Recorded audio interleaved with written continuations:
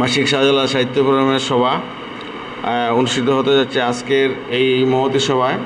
এই মহান ওলি কতটুকু যে পুণ্যবান ব্যক্তি ছিলেন তার নিদর্শন এই শাহজালাল মাজার শরীফের আশেপাশে উপস্থিতি দেখলেই বোঝা যায়।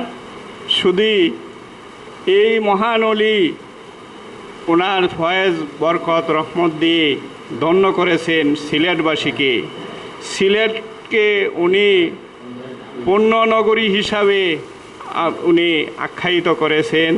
শুধু বিভিন্ন জেলা উপজেলা বিভিন্ন শহরে আমরা যখন যাই দেখি ওই শহরগুলোতে কত নোংরামি, কিন্তু সত্যিকার অর্থে এই বাবা শাহজালাল রহমতুল্লাহ আলাইহির উসিল্লায় সিলেট পূর্ণভূমি, এই সিলেটে এত শান্তিপ্রিয় শহর আমার মনে হয় না আর কোথাও আছে।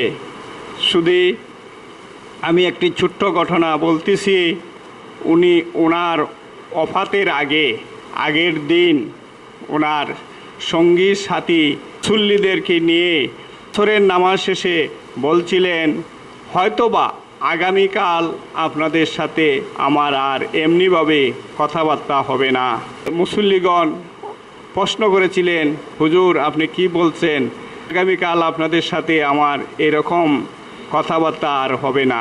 জোহরের নামাজের পর উনি মসজিদে নামাজরত অবস্থায় ইন্তেকাল করেন।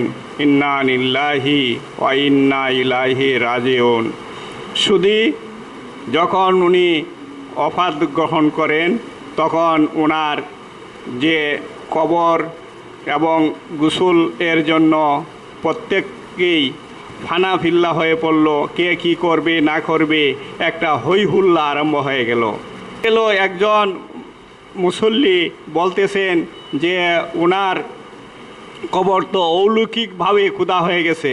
কোথায়? বর্তমানে উনি যেখানে শায়িত আছেন ওই জায়গায়। তাই ছুটাছুটি করে মুসল্লিগণ ওই জায়গায় উপস্থিত হলেন, দেখতে পেলেন যে সত্যি এইখানে কবর অলৌকিকভাবে কবর খোদা হয়ে গেছে। কবরের পাশেই ওনার যে গোসলের সামানা এবং কাপড় চোপড়ের সব কিছুরই অলৌকিকভাবে এখানে সংরক্ষিত হয়ে রয়েছে। শুধু এই ঘটনা থেকেই বোঝা যায় আল্লাহ পাকের কতটুকু সান্নিধ্য উনি লাভ করেছিলেন। উনি অলিকুলের শিরোমণি ছিলেন, ইয়াতে কোনো সন্দেহ নাই। এই অলৌকিক খবরের মাধ্যমেই বোঝা যায় যে আল্লাহর সাথে, আল্লাহর প্রেমিক হিসাবে, আল্লাহর নিকটবর্তী, আল্লাহর যে কাছে উনি ওনার মর্যাদা লাভ করেছিলেন। অনেকেই বলে শাহজালালের মাজারে পাগলে ভর্তি, কিন্তু না, এই কথাটি আদৌ সত্য না। কারণ এই অলি যে এখনও জিন্দা, এখানে অনেক মানুষই আসেন ওনার ফয়েজ রহমত বরকতের জন্য।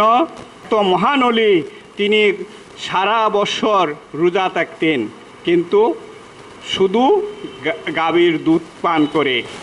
আমি বলবো আপনারা অজুর সাথে সারা দিন থাকুন, অজুর সাথে শরীরকে পাক রাখুন।